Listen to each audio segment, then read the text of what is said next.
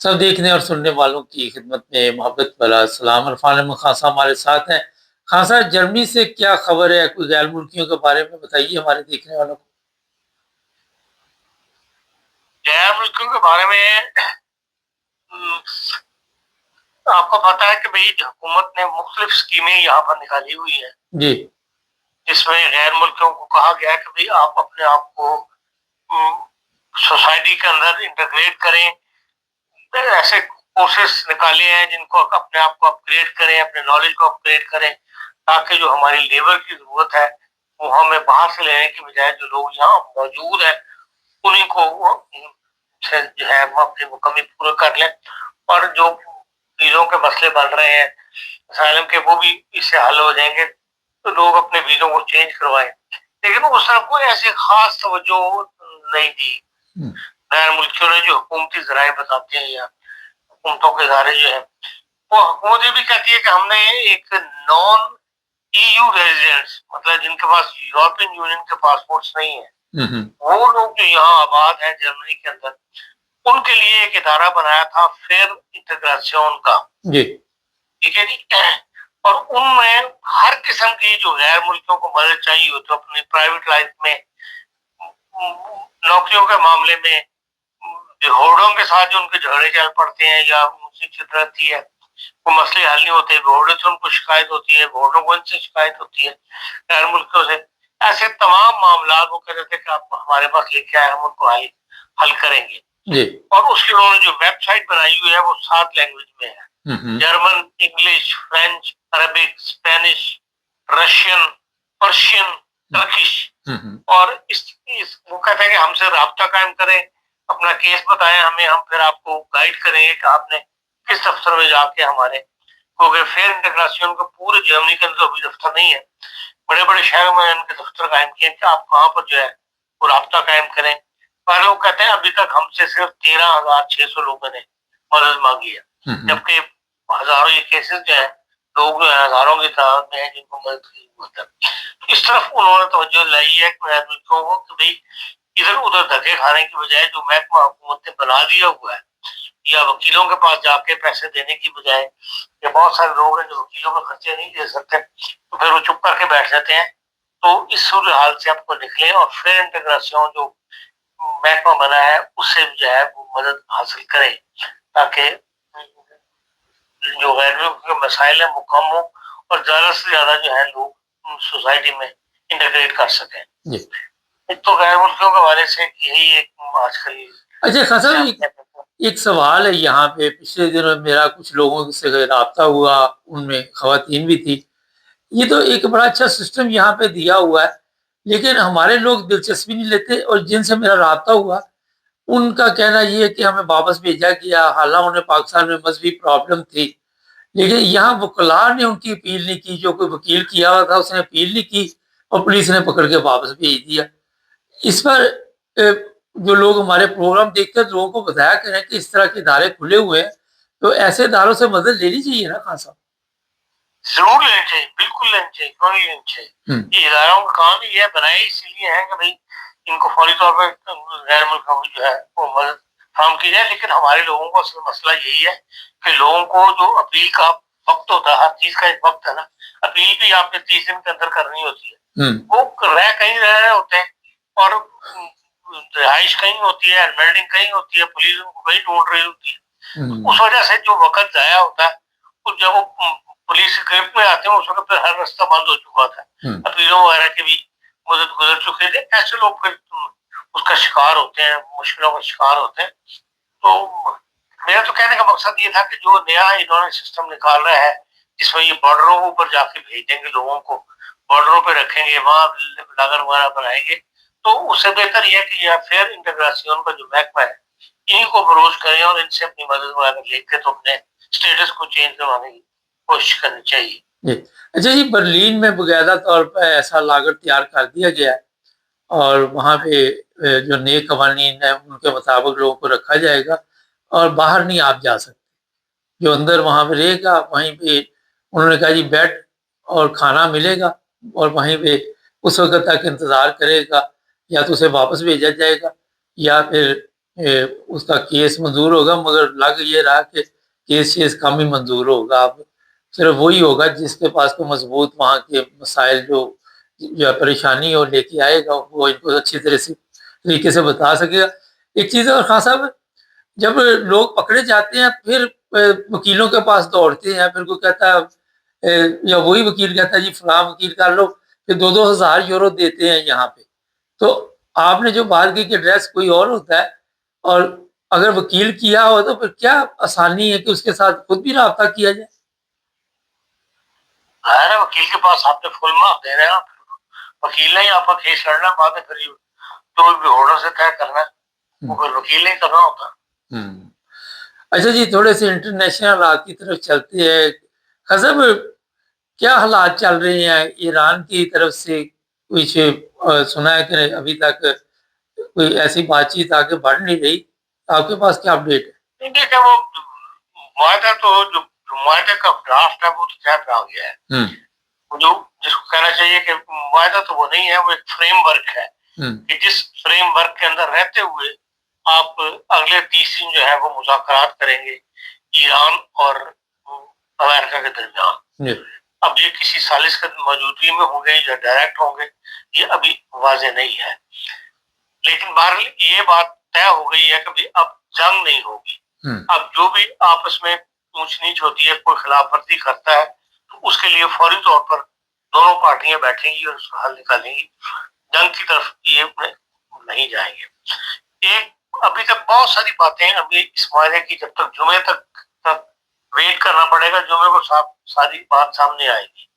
کیونکہ ایک طرف یہ بھی کہہ دیا امریکہ کے نائب صدر نے کہ میں یہ معاہدہ سائن کروں گا امریکہ کی طرف سے، اور جو اگر ایران اپنی شرائط کو پوری کرتا ہے تو اس کو $300 ملین جو ہے وہ دیے جائیں گے، اور وہ ہم خلیجی ممالک سے دلوائیں گے. جس پر خلیجی ممالک چیزیں ہیں کہ ہم نے کوئی ایسی رقم دینے کی وعدہ نہیں کیا، اور ٹرمپ صاحب نے بھی کہا کہ نہیں، ہم کوئی $300 والی بات ابھی نہیں ہوئی ہے.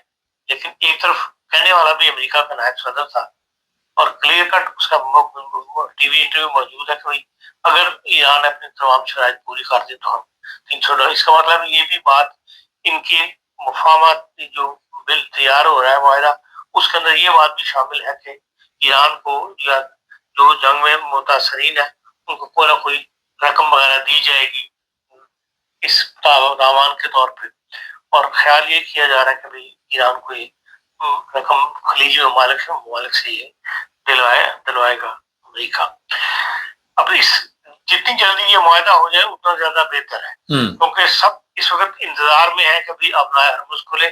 سب کے اس وقت تیل کی ذخیرے جو ہے وہ ریزرو کے اوپر چل رہے ہیں.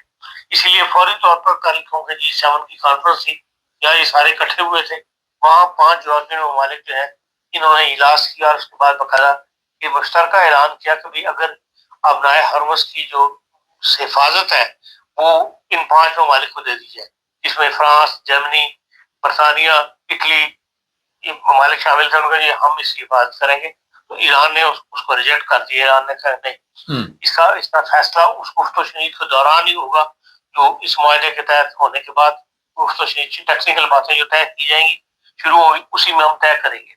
اس لحاظ سے ان کی یورپ کی یہ خواہش جو تھی کہ آپ اس کے حوالے کر دیا کو کہا یہی ہے جرمن چانسلر نے کہ ہم اس کا حصہ نہیں بنیں گے. ہم صرف یہ چاہتے ہیں کہ دوبارہ ایسا موقع پیدا نہ ہو کہ یہ رستہ جو ہے تیل کا یہ بند کر دیا جائے. اگر ہماری حفاظت میں لے لیا جائے گا تو ہم آر جار کے اوپر کسی سے سوال نہیں کریں گے. صرف یہ ہے کہ وہاں پر ہم یہ نہیں چاہیں گے کہ یہ راستہ کسی کو بند ہو، ہر وقت یہ راستہ جو ہے وہ کھلا رہے. لیکن ایران نے بادل ابھی اس کو تسلیم نہیں کیا. وہ کہتا ہے کہ بھائی اسی تو بات دوران ہی اس کا آخری فیصلہ ضرور کیا جائے گا. آیا اس کے اوپر کوئی ٹول لگانا ہے یا اس کو فری رکھنا ہے، ایسے سارے معاملات جو ہے طے ہونا باقی ہے. خاصا کب تک یہ راستہ کھل جائے گا؟ جس طرح آپ نے بھی بتایا تھا ورنہ اگلے مہینے سے تیل کی قیمتوں میں اضافہ ہو جائے گا. اور یہ بھی کہہ رہے ہیں، مطلب نیشنل پریس میں موجود ہے کہ جہازوں کی آمد و رفت شروع ہو چکی ہے. اب ان کی جہاز کون سے ہیں، تجارتی ہیں یا آئل ٹینکر ہیں، اسی کو تفصیل موجود نہیں. لیکن وہ کہتے ہیں وہاں پر موومنٹ وغیرہ جو ہے جہازوں کی آنی جانی شروع ہو گئی ہے، اور جمعے کے ساتھ تو ویسے ہی جمعے کے بعد تو وہ کہتے ہیں ایران خود تسلیم کرتا ہے کہ ہاں ہماری طرف سے اپنا ہرمز جو ہے مکمل طور پر کھول دی جائے گی۔ ہاں صاحب، اسرائیل نے کہا کہ جی ہم امریکہ اپنے معاہدے کرتا پھرے، ہم تو آزاد ریاست ہیں، ہم نے جو کرنا ہے اپنی مرضی سے کرنا ہے۔ ہاں لیکن جو جس طرح حزب اللہ نے اس معاہدے کو تسلیم کیا، 2 دن تو ہو گئے اس معاہدے کا شور پڑے ہوئے، اور اس دوران حزب اللہ کی طرف سے کسی قسم کی کوئی خلاف ورزی نہیں کی گئی۔ اس سے یہ پتہ لگتا ہے کہ ایران کا جو لبنان کی حزب اللہ کی پوری مرضی اس معاہدے میں شامل ہے۔ ایران نے کیونکہ شروع سے یہ پریشر رکھا ہے کہ بھئی ہم حزب اللہ کے ساتھ رکھیں گے، اور اسی لیے پھر ایران نے اسرائیل نے چڑھ کے اس بیروت پر حملے بڑھا دیے تھے، جس کے جواب بھی دیے حزب اللہ نے۔ لیکن اب حزب اللہ والے 2 دن سے خاموش ہیں، وہ اس معاہدے کو تسلیم کر رہے ہیں جو ایران اور اس کے درمیان ہو رہا ہے۔ تو اگر ایران کی پوزیشن اس حد تک حزب اللہ کے ساتھ دینے میں وہاں تک داخل ہو جائے تو پھر اسرائیل کو دبانا جو ہے وہ آسان ہوگا، پھر وہ اس طرح قبضہ نہیں کر سکے گا۔ جو اس کو ہمت ملتی ہے وہ امریکہ کی شے میں ملتی ہے، اور اگر امریکہ معاہدہ کرنے پر تیار ہو گیا اور وہ امریکہ کو دبا کے رکھا تو پھر کیونکہ آگے جو الیکشن آنے ہیں ان میں مہینے 3 رہ گئے ہیں، اس کے لیے لازمی ٹرمپ صاحب کو اپنی پارٹی کی فکر ہے، پارٹی کا پریشر ہے، اس لیے اسرائیل کے ساتھ اس طرح شاید وہ ساتھ اب نہ دے سکے جس طرح وہ پہلے دے رہے تھے۔ نائب صدر نے تو یہ بھی کہا کہ پاکستان ہو یا ہمیں کسی کی ثالثی کی ضرورت نہیں، پاکستان میڈیا اس طرح شور ڈال رہی کہ ہماری کوششیں جو ہے وہ رنگ لے آئیں، مگر انٹرنیشنل میڈیا سے تو اس سے مراد یہی ہے کہ آئندہ جو گفتگو ہوگی وہ ایران اور امریکہ کے درمیان ڈائریکٹ ہوگی۔ پاکستان کا کردار ایک رستہ بنانے کا تھا، اور وہ رستہ اس معاہدے کے سائن ہونے کے بعد جو ہے مطلب طے پا جائے گا۔ اس کے بعد پھر ایران خود مل کر ڈائریکٹ جو ہے وہ گفت و شنید کرے گی۔ ایک اور چیز بڑی اہم آج کے پروگرام میں شامل کر لیتے ہیں۔ کل رات 3 بجے میں جرمنی میں میچ دیکھ رہا تھا اس کا، ایران کا نیوزی لینڈ کے ساتھ۔ خاصا ایران کی ٹیم تو وہاں موجود تھی، لیکن باہر کچھ لوگ بینر پکڑ کے بھی کھڑے تھے، اور وہ کہتے تھے یہ جو موجودہ گورنمنٹ ہے یہ انسانی حقوق پہ پورا نہیں اترتی، اور یہ ایرانی ٹیم، ایرانی ہی مخالفت کر رہے تھے کہ ایرانی ٹیم کو ورلڈ کپ میں حصہ لینے کی اجازت کیوں دی گئی۔ دیکھیں جب خمینی صاحب آئے ہیں تو کافی ایرانی پیسے والے لوگ جو ہے وہ ایران سے بھاگے تھے، اور وہ بھاگ کے ادھر یورپ بھی آئے تھے، اور یورپ میں کچھ عرصہ اسٹے کرنے کے بعد یہ سب امریکہ چلے گئے تھے۔ یہ سب وہ ممالک ہیں جو اس ملازم کے خلاف ہیں، اور ایران کے لوگ خلاف نہیں ہیں لیکن اس ملازم کے خلاف ہیں، اور اس وجہ سے وہ ایسے مظاہرے کر رہے ہیں کہ وہ چاہتے ہیں کہ بھئی ایران کے اندر فری ڈیموکریٹک جس طرح کہ امریکہ میں ہے یا دنیا میں ہے اس قسم کا جمہوری معاشرہ جو ہے وہ پروان چڑھے، ان ملاؤں سے ہماری جان چھوٹے۔ وہ ایران کی مخالفت نہیں کرتے، وہ اس موجودہ نظریوں کی مخالفت کرتے ہیں۔ ایرانی اپنے طور پر پوری دنیا کے اندر صرف اتحاد کا مظاہرہ کیا انہوں نے اپنے ملک کے لیے۔ جی ہاں صاحب، لیکن یہ تو اچھی بات ہے کہ ایک ٹیم آئی ہے کھیلنے کے لیے۔ نارمل تو امریکہ جس طرح ٹرمپ صاحب کے بیانات ہوتے تھے کوئی نہ کوئی آرڈر جاری کر سکتے تھے ویسے۔ دیکھو انہوں نے صومالیہ کے سب سے بڑا ریفری اس وقت ہے مانا ہوا، اس کو بھی ویزا جاری نہیں کیا، اس لیے ٹرمپ صاحب کی مرضی کے مالک ہیں، جو چاہیں وہ کر سکتے ہیں، چاہتے تو وہ ایران کی ٹیم کو روک سکتے تھے، لیکن کیونکہ ایسا پروسیجر شروع ہو چکا تھا امن مذاکرات کا، جس کے اندر پھر اس قسم کا فیصلہ جو ہے ان کو کچھ قدر کی نگاہ سے لوگ نہ دیکھتے یا تحسین نہ ملتی، تو اس لیے انہوں نے پھر ایرانی ٹیم کو آنے دیا۔ ظاہر ہے کس اسٹیج پہ تو ایران کی ٹیم نے ہار ہی جانا ہے، آخر تک تو جانا نہیں۔ کس نے جیتنا خان صاحب؟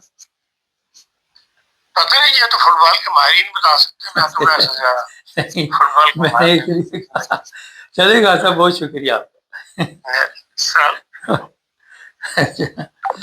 اچھا جی، میں تقریباً سارے ہی دیکھتا ہوں، ظاہر ہے شوق بھی ہوتا ہے، اور جو انسان کھیلتا رہا ہو وہی شوق پیدا ہو جاتے پھر۔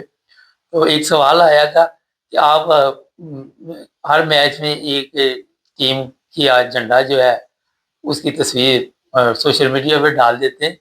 ہوتا یہ ہے کہ دیکھیں 2 ٹیمیں کھیل رہی ہیں، اب ایک کی تو سائڈ لینی ہی لینی، اور اصل میں جو جیت ہے جہاں کی آپ نیشنل ہیں، جس ملک کے نیشنل ہیں، وہاں وہی آپ کا ملک ہوتا ہے اور اسی کی سپورٹ کی جاتی ہے۔ یہ میں نے ویسے آپ کو جنرل بات بتا دی کیونکہ کچھ لوگوں نے سوالات کیے تھے۔ چینل کو سبسکرائب کریں، جڑے رہیں ہمارے ساتھ۔